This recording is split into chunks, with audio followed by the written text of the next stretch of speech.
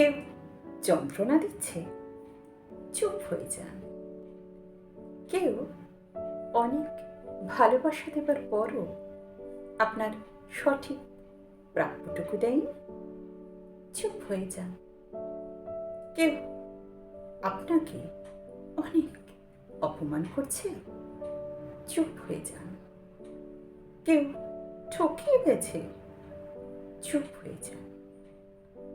কেউ আপনাকে নিয়ে মিথ্যা মিথ্যা তুমুল মিথ্যা দোষারোপ করে চলেছে, চুপ হয়ে যান। কেউ বিশ্বাসঘাতকতা করেছে, চুপ হয়ে যান।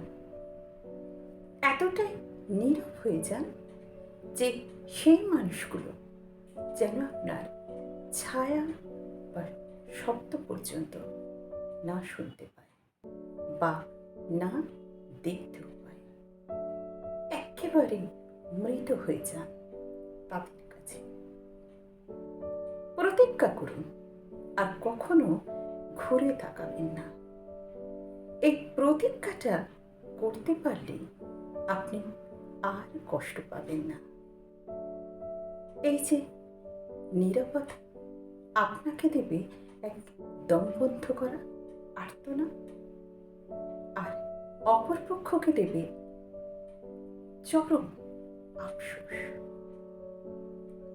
আসলে আমরা প্রতিবার হারাবার ভয়ে শব্দ দিয়ে প্রতিবাদ করি, কিন্তু এটা জানেন কি, যে মানুষগুলো আপনাকে মানুষ বলেই মনে করেনি, মানুষ বলে গণ্য করেনি, মানুষ বলে কোনোদিন মূল্যায়ন করেনি, যারা আপনাকে প্রতিবার কেবল দিয়ে গেছে এক দমবন্ধ করা চরম আর্তনাদ, দুঃখের অনুভূতি, তারা আসলে আপনার কেউ না। তাই শব্দ দিয়ে, কান্না দিয়ে, দুনিয়ার সমস্ত কিছু দিয়ে তাদের কাছে সমস্ত সময় ঠেলে দিলেও তারা আপনার মূল্যায়ন করবে না, তারা আপনার কথা কখনো ভাববেও না। তাই নিজেকে মূল্য দিন, নিজের জন্য বাঁচুন, নিজের স্বার্থে বাঁচুন।